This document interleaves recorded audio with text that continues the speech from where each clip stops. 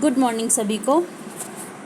कल मैंने आपको 74 पॉइंट तक जो है काव्य शास्त्रीय ग्रंथ थे उनका अध्ययन करवाया था। उसके आगे मैं आज 75 नंबर से जो है आपके लिए आधुनिक जो काव्य शास्त्री हैं उनके ग्रंथों के बारे में भी बता रही हूँ। इसमें यहाँ से आप देखेंगे भगवान दास का रस मीमांसा, रस की समस्या पर विचार है। जगन्नाथ दास का समालोचना दर्श, ये बहुत ही महत्वपूर्ण रचना है जगन्नाथ दास रत्नाकर की। काव्य शास्त्रीय विषयों का विवेचन इसमें किया गया है। जगन्नाथ प्रसाद भानु का है काव्य प्रभाकर। भागीरथ मिश्र का काव्य शास्त्र का इतिहास, ये बहुत इंपॉर्टेंट किताब है। और शुरू में जब हम काव्य शास्त्र का अध्ययन करते हैं तो भागीरथ मिश्र की अगर पुस्तक से अपन शुरुआत करते हैं तो बहुत अच्छी पुस्तक रहती है। इसमें हर एक बिंदु वाइज सब चीज़ें दी हुई है। इसके बाद में राममूर्ति त्रिपाठी का लक्षणा और उसका प्रसार और रस विमर्श, काव्यत्व विमर्श, ये इनकी लक्षण संबंधित रचनाएं हैं। आनंद प्रकाश का है रस सिद्धांत, स्वरूप और विश्लेषण। इसमें भारतीय और पाश्चात्य दोनों काव्य शास्त्रों का उल्लेख है। फिर सत्यदेव चौधरी का है भारतीय काव्य शास्त्र और भारतीय काव्यांग। फिर बलदेव उपाध्याय का है भारतीय साहित्य शास्त्र। इसके बाद बच्चन सिंह का भारतीय एवं पाश्चात्य काव्य शास्त्र। इसके बाद कृष्णदेव झारी का भारतीय काव्य शास्त्र के सिद्धांत। देवेंद्रनाथ शर्मा का काव्य के तत्व। रामावत द्विवेदी जी का है साहित्य सिद्धांत। रामचंद्र शुक्ल का रस मीमांसा है। तारकनाथ बाली का रस की दार्शनिक और नैतिक व्याख्या और साधारणीकरण। गणपति चंद्रगुप्त का रस सिद्धांत पर पुनर्विचार रस से संबंधित है। निर्मला जैन का रस सिद्धांत और सौंदर्य शास्त्र, ये भी रस से संबंधित रचना है। राम स्वारथ चौधरी का है मधुर रस। और राजवंश सहाय का है अर्थशास्त्र, अलंकार शास्त्र की परंपरा और भारतीय साहित्य शास्त्र का कोश। तो ये रचनाएं थी जो मैंने आपको करवा दी है।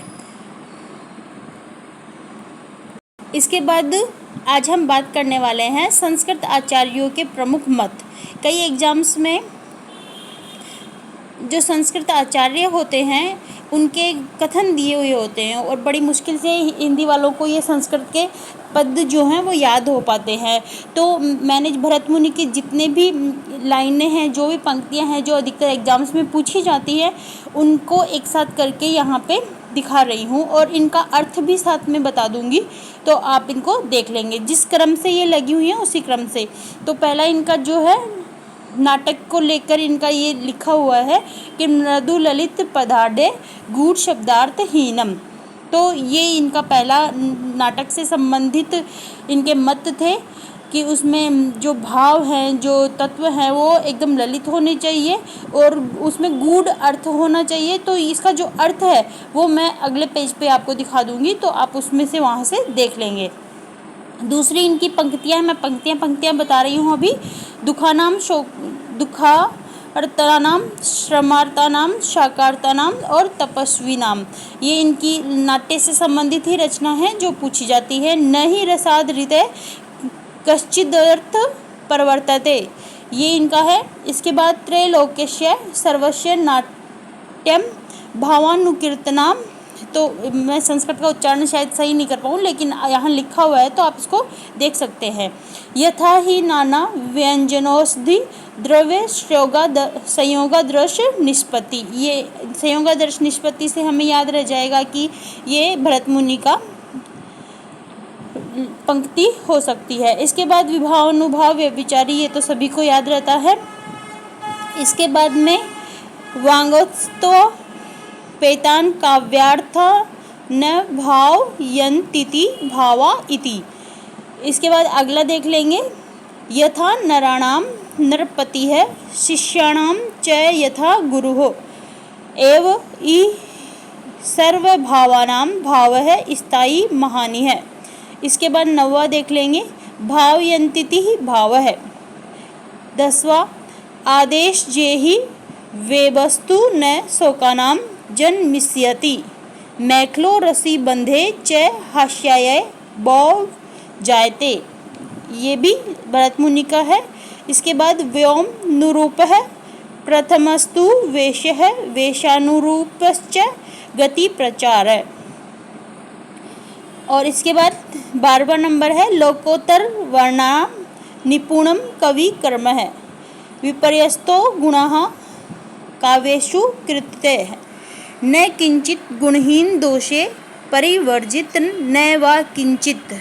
तो ये भरत मुनि के पंक्तियां हैं जो बार बार एग्जाम्स में पूछी जाती हैं, तो आप इनको देख लेंगे। इसके बाद ये क्रम से मैंने लगा दिया, ये 1 नंबर का यहाँ से रहेगा, यहाँ से 1 नंबर है कि उसमें ललित पदावली हो, गूढ़ शब्दार्थहीन हो, सर्व सुगमता हो, युक्तिमता हो और नृत्योपयोग योग्यता हो।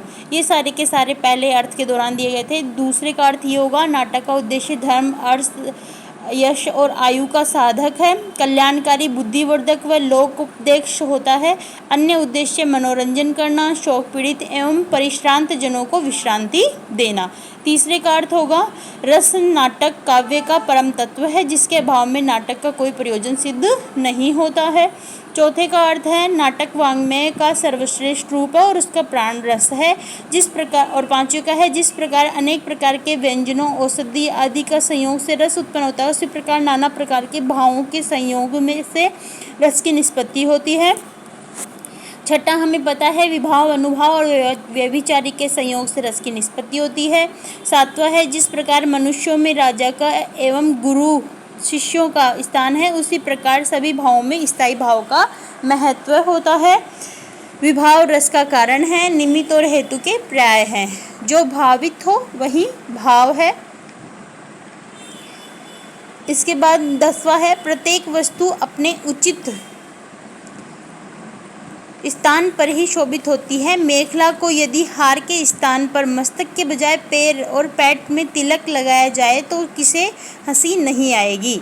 ये सारे आप क्रम से मैंने आपको ऊपर दे दी हैं लाइनें, उन लाइनों के सभी के अर्थ यहाँ पर दिए हुए हैं, तो आप इनको एक साथ करके देख सकते हैं, या जो लाइन लिखकर पहले आप और फिर उसी के नीचे उसका अर्थ लिख करके भी आप अपने नोट्स बना सकते हैं। तो ये आपका तरीका है, आप जिस हिसाब से पढ़ना चाहें इनको पढ़ सकते हैं।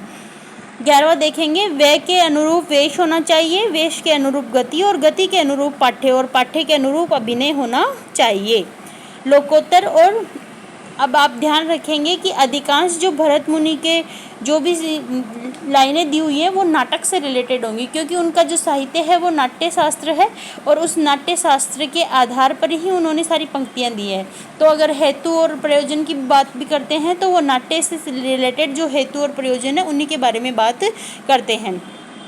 12वां देख लेंगे, लोकोत्तर और अलौकिक कवि क्रम में निपुण कवि कहलाता है। भरत गुण को दोष का उल्टा मानते हैं, भरत गुण को दोष का उल्टा मानते हैं। तो प्रश्न भी बनाया जा सकता है इन पंक्तियों से कि दोष को उल्टा, गुणों को दोष का उल्टा मानने वाले जो काव्य शास्त्री हैं वो कौन है। अंतिम है, संसार की कोई भी वस्तु गुणहीन और दोष रहित नहीं है, अतः विद्वान दोषों के प्रति अधिक संवेदनशील न बने। तो ये सारे के सारे जो लाइनें थी वो भरत मुनि की थी और इनका अर्थ समेत मैंने आपको यहाँ बता दिया। अब यहाँ से मैं आपको भामह के जो पंक्तियां हैं वो बता रही हूँ। पहला है, शब्दार्थो सहितो काव्यम। ये बहुत प्रसिद्ध पंक्ति रही है भामह की और अधिकतर एग्जाम्स में बार बार ये पूछी जाती रही है, तो ये भामह की मोस्ट पंक्ति है। अगली पंक्तियाँ यहाँ से अलग है और ये न कांतामपि निभूषणम विभूति वनिता मुखम। तो ये हमें पता है कि अलंकारों के बिना जैसे उसी काव्य उसी प्रकार शोभा नहीं देता जिस प्रकार स्त्री जो है वो आभूषणों के बिना शोभायमान नहीं होती है। तो इस प्रकार से ये पंक्तियां हैं, तो ये भामह की पंक्तियां हैं, आप इन्हें देख लेंगे। इसके उपरांत शब्दाभिधे अलंकार भेदादिष्ट द्वैतून, ये भी इन्हीं की भामह की ही पंक्तियां हैं। इसके बाद में वक्राभिधेय शब्दार्थोक्तिक रिष्ठा वाचामलंकृति, अगली जो इनकी है वाचा वक्रार्थ शब्दोक्तिल रत्न राय कल्पते। तो ये जो पंक्तियां यहाँ से ये वक्रोक्ति के संबंध में है, क्योंकि भामह ने सभी अलंकारों का मूल जो है वो वक्रोक्ति को माना है और अलंकार रस और ध्वनि संप्रदाय और रीति संप्रदाय के बाद में वक्रोक्ति संप्रदाय की स्थापना कुंतक के द्वारा की जाती है।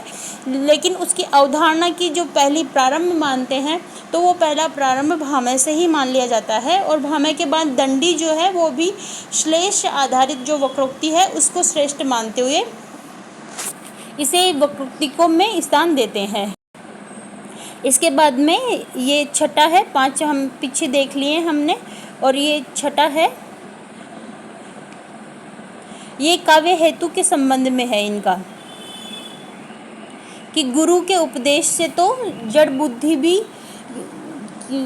विवेकशील हो जाता है या जड़ बुद्धि में भी बुद्धिमत आ जाती है, लेकिन काव्य की जो रचना है वो तो कोई प्रतिभाशाली ही करता है। तो हम काव्य के हेतु मानते हैं प्रतिभा, व्युत्पत्ति और अभ्यास को। उन तीनों में से ही इन्होंने प्रतिभा को सर्वश्रेष्ठ काव्य माना है।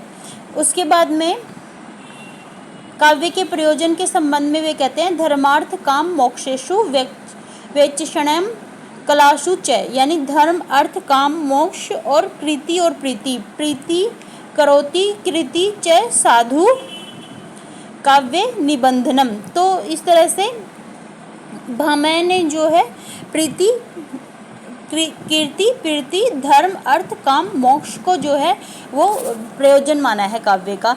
इसके बाद शेषा सर्वे वक्रोक्ति तरन्यार्थो विभावयते, ये वक्रोक्ति के संबंध में मैंने आपको बताया कि अलंकारों के बिना, कि अलंकार के बिना जो है वक्रोक्ति जो है, और वक्रोक्ति के बिना अलंकारों की संभावना नहीं होती है। सभी अलंकारों का जो मूल होता है वो वक्रोक्ति होती है।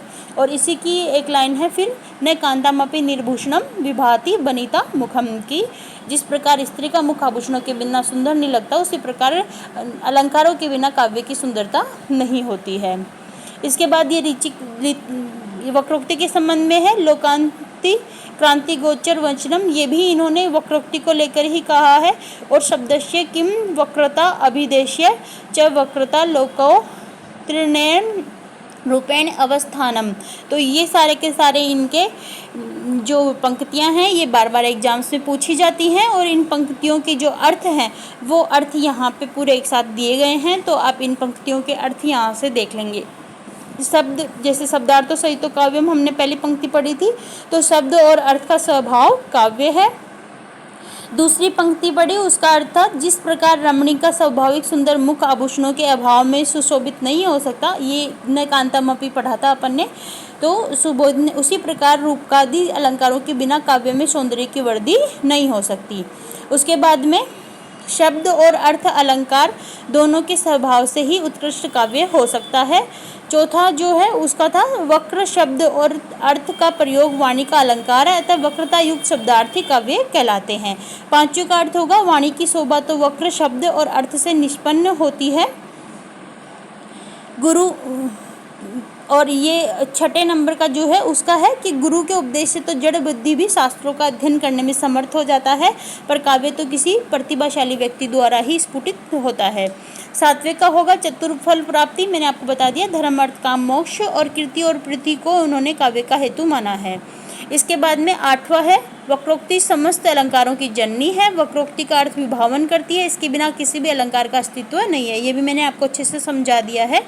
ये हमने 2 बार बात कर ली है पहले कि आभूषण के बिना स्त्री का मुख और काव्य अलंकारों के बिना काव्य अच्छा नहीं लगता है। वाणी की अलंकृति के लिए वक्राभिधेय शब्दोक्ति इष्ट है। ये वक्रोक्ति के संबंध में है कि वक्र उक्ति जो है उसी से ही काव्य में चमत्कार उत्पन्न होता है, और वो चमत्कार ऐसा होता है जो एकदम से संपूर्ण काव्य को झंकृत कर देता है, और उसकी जो व्यंजकता है या उसकी जो लाक्षणिकता है वह काव्य में चमक उत्पन्न कर देती है। 11वें का है लोकांति क्रांति गोचर वचनम, तो इसका लोक की सामान्य कथन प्रणाली से भिन्न वक्रोक्ति है।